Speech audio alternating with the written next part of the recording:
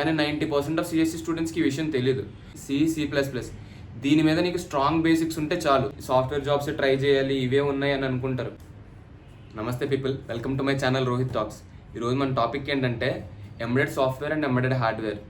నీకు కంప్లీట్గా క్లారిటీ వచ్చేలా ఈ వీడియోలో అసలు ఎంబెడెడ్ సాఫ్ట్వేర్ అంటే ఏంటి, ఎంబెడెడ్ హార్డ్వేర్ అంటే ఏంటి, ఈ రెండింటి మధ్యన డిఫరెన్సెస్ ఏమున్నాయి, అసలు ఈ జాబ్ రూల్స్ ఎట్లా ఉన్నాయి, ప్యాకేజెస్ ఎట్లా డిఫరెన్స్ అవుతున్నాయి క్లియర్గా ఎక్స్ప్లెయిన్ చేస్తాను. బట్ అంతకన్నా ముందు మన ఛానల్లో already embedded system full picture video చేశాను. నువ్వు కనుక ఆ వీడియో మిస్ అయ్యి ఉంటే వెంటనే వెళ్ళి చూసేసి అది చూసిన తర్వాత ఈ వీడియో చూడు, ఎందుకంటే నీకు క్లియర్గా అర్థం అవుతుంది. ఈ ఎంబెడెడ్ సాఫ్ట్వేర్కి ఉన్న అడ్వాంటేజ్ ఏంటంటే ఎవరైతే సిఎస్సి స్టూడెంట్స్ ఉన్నారో వాళ్ళు కూడా కోర్ జాబ్స్లోకి ఎంటర్ అవ్వచ్చు. కానీ 90% ఆఫ్ సిఎస్సి స్టూడెంట్స్కి ఈ విషయం తెలియదు. సిఎస్సి స్టూడెంట్ని కోర్ జాబ్స్కి వెళ్ళలేను, ఓన్లీ సాఫ్ట్వేర్ జాబ్స్ ట్రై చేయాలి, ఇవే ఉన్నాయి అని అనుకుంటారు. కానీ మీకు తెలియని రియాలిటీ ఏంటంటే సిఎస్సి స్టూడెంట్స్ కూడా కోర్ జాబ్స్లోకి ఎంటర్ అవ్వచ్చు త్రూ ఎంబెడెడ్ సాఫ్ట్వేర్. పైగా నువ్వు ప్రోగ్రామింగ్ లాంగ్వేజెస్ ఈ పైథాన్, జావా, హెచ్టిఎంఎల్ ఇలాంటి పెద్ద పెద్ద లాంగ్వేజెస్ అయితే నేర్చుకోవాల్సిన అవసరం లేదు. నువ్వు బేసిక్గా ఫస్ట్ నేర్చుకునే లాంగ్వేజ్ ఏంటి, సి++. దీని మీద నీకు స్ట్రాంగ్ బేసిక్స్ ఉంటే చాలు, ఈ కోర్ జాబ్స్లోకి ఎంటర్ అవ్వచ్చు. ఈ వీడియోలో అయితే మనం అసలు ఎంబెడెడ్ సాఫ్ట్వేర్ అంటే ఏంటి, ఎంబెడెడ్ హార్డ్వేర్ అంటే ఏంటి, ఈ రెండింటి మధ్యన కీ డిఫరెన్సెస్ ఏంటి, జాబ్ రోల్స్ అండ్ ప్యాకేజెస్ ఎట్లా ఉన్నాయి, నీ స్ట్రెంత్కి తగ్గట్టు ఏ కేటగిరీ సెలెక్ట్ చేసుకోవాలి క్లియర్గా ఎక్స్ప్లెయిన్ చేస్తాను. వీడియోని అయితే స్కిప్ చేయకుండా ఎండ్ వరకు చూడు, అండ్ వీడియో నచ్చితే ఒక లైక్ చేయి. సో ఇంక లేట్ చేయకుండా వీడియో అయితే స్టార్ట్ చేసేద్దాం. మన వీడియోలో ఫస్ట్ పార్ట్ ఏంటంటే వాట్ ఈజ్ ఎంబెడెడ్ సాఫ్ట్వేర్. అసలు ఎంబెడెడ్ సాఫ్ట్వేర్ అంటే ఏంటి నీకు సింపుల్గా అర్థం అవ్వాలంటే, ఎంబెడెడ్ సాఫ్ట్వేర్ అనేది ఒక ప్రోగ్రామ్ అనమాట. ఈ ప్రోగ్రామ్ అనేది హార్డ్వేర్ లోపల రన్ అవుతూ దాన్ని కంట్రోల్ చేస్తుంది. మనకి హార్డ్వేర్ యూనిట్ రన్ అవ్వడానికి ఒక సాఫ్ట్వేర్ అనేది కావాలి. ఈ సాఫ్ట్వేర్ ఏం చేస్తుందంటే సింపుల్గా ఈ హార్డ్వేర్ యూనిట్ అనేది ఏదైనా పర్టికులర్ టాస్క్ని ఎప్పుడు చేయాలి, ఎలా చేయాలి, ఏం చేయాలి, ఈ థింగ్స్ అన్నింటిని డిసైడ్ చేసేది ఎంబెడెడ్ సాఫ్ట్వేర్. నీకు సింపుల్గా అర్థమయ్యేటట్టు మన డైలీ లైఫ్ ఎగ్జాంపుల్ ఒకటి తీసుకొని చెప్తాను. అదే వాషింగ్ మిషన్. మనం ఏం చేస్తాం, వాషింగ్ మిషన్ దగ్గరికి వెళ్ళి బట్టలు అందులో వేసేసి అక్కడ ఉన్న ఆప్షన్స్ అన్ని సెట్ చేసుకొని మనం అయితే వచ్చేస్తాం. కానీ ఈ టైంకి ఇది వర్క్ అవ్వాలని డిసైడ్ చేసేది ఎవరు, సాఫ్ట్వేర్ అనమాట. ఆ హార్డ్వేర్ యూనిట్ని ఈ టైంకి వాటర్ ఎంత లెవెల్ రావాలి, డిటర్జెంట్ డ్రాప్ అవ్వాలి, రిన్స్ అవ్వాలి, వాష్ అవ్వాలి, ఇవన్నీ కంట్రోల్ చేసేదే సాఫ్ట్వేర్. అంటే ఏ యూనిట్ ఎప్పుడు వర్క్ అవ్వాలని డిఫైన్ చేస్తుంది అనమాట. అర్థమైంది అనుకుంటున్నాను. అండ్ ఈ ప్రోగ్రామింగ్ మనం యూజ్ చేసే లాంగ్వేజెస్ సి++. సింపుల్గా ఈ ఎంబెడెడ్ సాఫ్ట్వేర్ని brain of the embedded systems అని అనొచ్చు.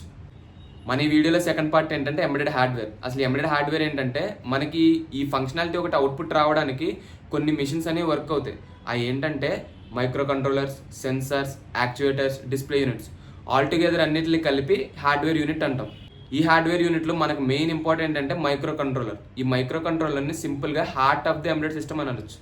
మన బాడీలో మన హార్ట్ ఏం చేస్తుంది, బాడీ పార్ట్స్ నుంచి అన్నిటిని ఇన్పుట్స్ని కలెక్ట్ చేసుకుంటుంది. అంటే లైక్ బ్లడ్ని కలెక్ట్ చేసుకొని పంపింగ్ చేసి అంటే ప్యూరిఫై చేసి మళ్ళీ బాడీ పార్ట్స్కి సప్లై చేస్తుంది.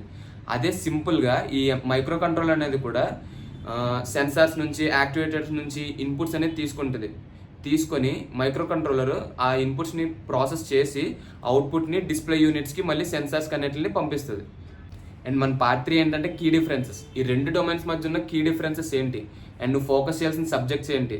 నువ్వు కనుక ఎంబెడెడ్ హార్డ్వేర్ తీసుకుంటే ఫోకస్ చేయాల్సిన సబ్జెక్ట్స్ ఏంటంటే ఈ electronic devices, circuits, micro processor, microcontroller, ఈ సబ్జెక్ట్స్ అయితే నువ్వు ఫోకస్ చేయాలి. And coming to the skills, నీకేం రావాలి అంటే ఈ పీసీబీ బోర్డ్స్ మీద కొంచెం ఫిజికల్గా వర్క్ చేయడం, అండ్ ఎలక్ట్రానిక్ సర్క్యూట్స్ మీద కొంచెం ఎక్కువ ఫోకస్ చేయడం, ఇట్లాంటి స్కిల్స్ అనేది నీకు ఉండాలి. And coming to the embedded software. Embedded సాఫ్ట్వేర్కి వస్తే నీకు ఏం స్కిల్స్ ఉండాలంటే logical thinking and programming languages. And coming to the skills అంటే నువ్వు ఏ ప్రోగ్రామింగ్ లాంగ్వేజ్ మీద ఎక్కువ ఫోకస్ చేయాలంటే ఈ సి++. నువ్వు కాలేజ్లో నేర్చుకున్న బేసిక్ లాంగ్వేజ్ మీద ఎక్కువ నాలెడ్జ్ ఉంటే నీకు చాలు. అండ్ ఈ ఎంబెడెడ్ హార్డ్వేర్ ఏ బ్రాంచ్ వాళ్ళకి సూటబుల్, ఎంబెడెడ్ సాఫ్ట్వేర్ అనేది ఏ బ్రాంచ్ వాళ్ళకి సూటబుల్ అంటే నువ్వు ECEEE అయితే నీకు బోత్ సైడ్స్ వెళ్ళడానికి ఫ్లెక్సిబిలిటీ అనేది ఉంది. కానీ నీకు ప్రోగ్రామింగ్ నాలెడ్జ్ కొంచెం తక్కువ ఉంటే, సబ్జెక్ట్ నాలెడ్జ్ కొంచెం ఎక్కువ ఉంది అంటే నువ్వు ఎంబెడెడ్ హార్డ్వేర్ ప్రిఫర్ చేయి. లేదు నీకు కోడింగ్ నాలెడ్జ్ ఎక్కువ ఉంది అని అనుకుంటే ఎంబెడెడ్ సాఫ్ట్వేర్ ప్రిఫర్ చేయొచ్చు. And coming to the embedded software A branch వాళ్ళు సూటబుల్ అంటే నేను చెప్పేది ECEEE, CSE 3 బ్రాంచెస్ వాళ్ళు ఎవరైనా రావచ్చు. అండ్ ECEEE వాళ్ళకి చెప్పాను ఆల్రెడీ, కోడింగ్ నాలెడ్జ్ ఎక్కువ ఉంటే నువ్వు ఎంబెడెడ్ సాఫ్ట్వేర్ అయితే ప్రిఫర్ చేయొచ్చు.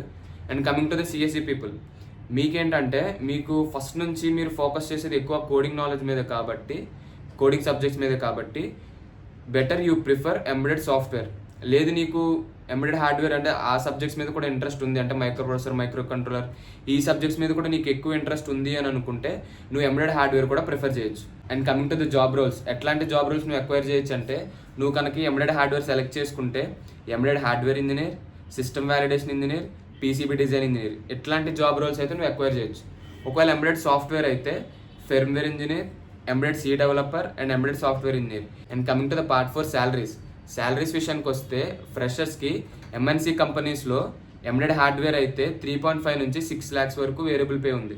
And coming to the software వాళ్ళకి 4 నుంచి 9 LPA వరకు రేంజెస్ అయితే ఉన్నాయి. ఇలాంటి రేంజెస్ అయితే నువ్వు ఎంబెడెడ్ సిస్టమ్స్లో చూడొచ్చు. సో ఫైనల్గా అది మ్యాటర్. నీకు అర్థమైంది అనుకుంటున్నాను ఎంబెడెడ్ సాఫ్ట్వేర్కి ఎంబెడెడ్ హార్డ్వేర్కి ఉన్న కీ డిఫరెన్సెస్, ఏ బ్రాంచ్ వాళ్ళు ఏది సెలెక్ట్ చేసుకుంటే బెటర్, అండ్ జాబ్ రోల్స్ ఏంటి, ప్యాకేజెస్ ఏంటి, ఇవన్నీ క్లియర్గా అర్థమైనాయి అనుకుంటున్నాను. నీకు ఇంకేమైనా డౌట్స్ ఉంటే మన కమెంట్ సెక్షన్లో అయితే కమెంట్ చేయి, నేనైతే క్లియర్ చేస్తాను. ఎవరైతే నీ ఫ్రెండ్స్ సిఎస్సి వాళ్ళు మెయిన్గా నాకు సాఫ్ట్వేర్ జాబ్స్ ఏ ఉన్నాయి, అసలు కోర్ జాబ్స్ ఏమీ లేవు వెళ్ళడానికి అని తెలియకుండా సఫర్ అవుతున్నారో వాళ్ళకైతే వీడియో షేర్ చేయి, వాళ్ళకు కూడా హెల్ప్ అవుతుంది. అండ్ ఫైనల్గా వీడియో నచ్చితే ఒక లైక్, షేర్, సబ్స్క్రైబ్ ఉంటా మరి.